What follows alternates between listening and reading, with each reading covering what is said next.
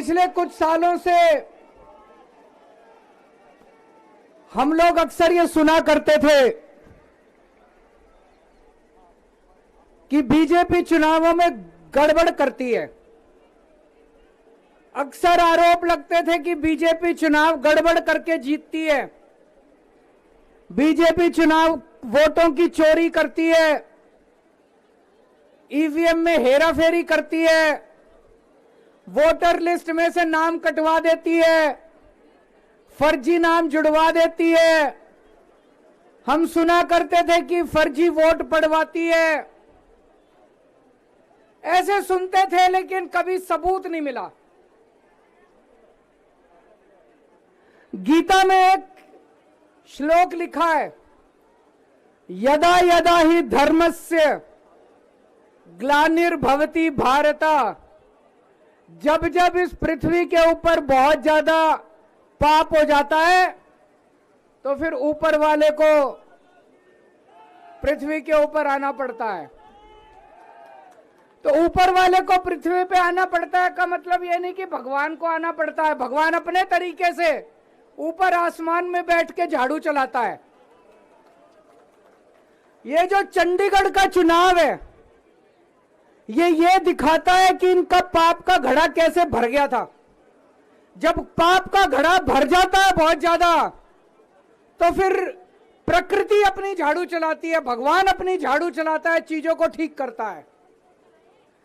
चंडीगढ़ का चुनाव कहने को तो छोटा सा चुनाव था, 10 बाई 10 किलोमीटर का एक छोटा सा शहर है, मेयर का चुनाव था, लेकिन दुनिया की सबसे बड़ी पार्टी चंडीगढ़ के चुनाव में वोटों की चोरी करते हुए पकड़ी गई, रंगे हाथों पकड़ी गई। दोस्तों,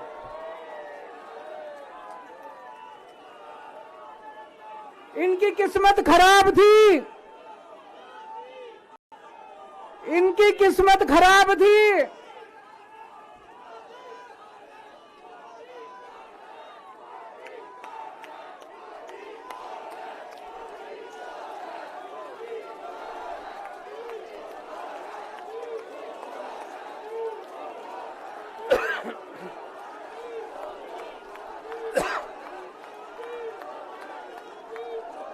एक नारा लगाएंगे, गली गली में शोर है, भाजपा वोट चोर है। गली गली में शोर है, गली गली में शोर है, पूरे देश में शोर है। तो दोस्तों, चंडीगढ़ में ये पकड़े गए, रंगे हाथों वीडियो के ऊपर पकड़े गए, वीडियो के ऊपर। अभी रुक जाओ, अभी रुक जाओ, अभी रुक जाओ, अभी रुक जाओ, अभी रुक जाओ। एक बारी मेरे को बोल लेने दो, अभी रुक जाओ।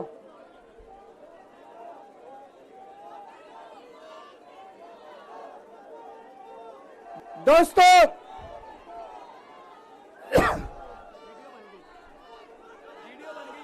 मैं थोड़ा सा जिन जिन लोगों को चंडीगढ़ वाला किस्सा नहीं पता, मैं पूरा किस्सा सुना देता हूं।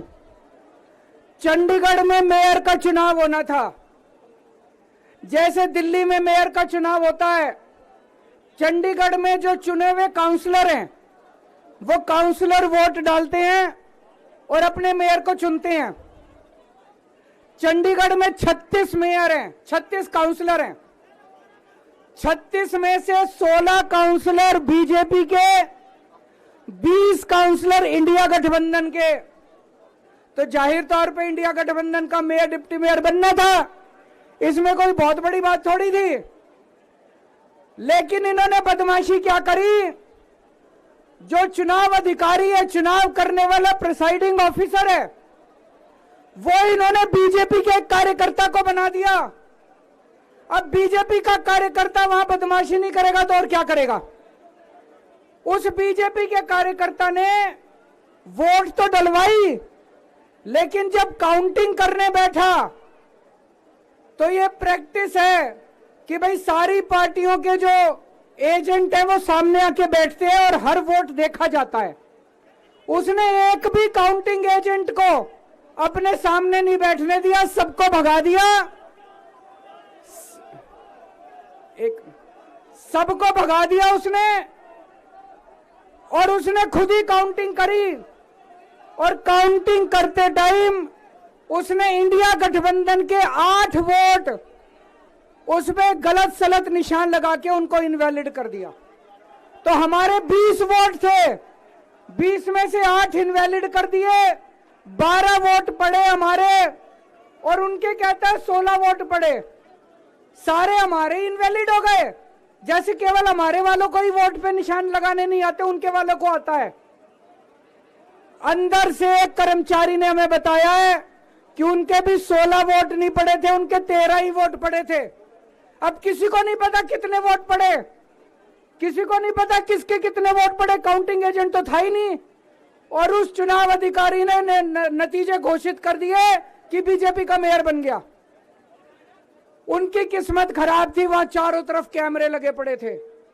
उस कैमरे में वो चुनाव अधिकारी इंडिया गठबंधन के वोटों के ऊपर कांटे मारता हुआ, निशान लगाता हुआ उसके अंदर कैप्चर हो गया, उसके अंदर दिखाई दे रहा है। और ये वीडियो पूरे देश के अंदर फैल गया। अब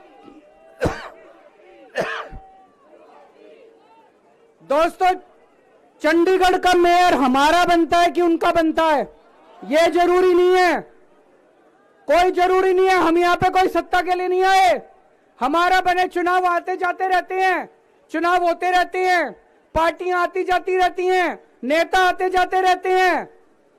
नेता आज ये कल ये, आज ये पार्टी कल ये पार्टी, आज इसका मेयर कल इसका मेयर। देश के साथ खिलवाड़ नहीं होना चाहिए, हमारे जनतंत्र के साथ खिलवाड़ नहीं होना चाहिए।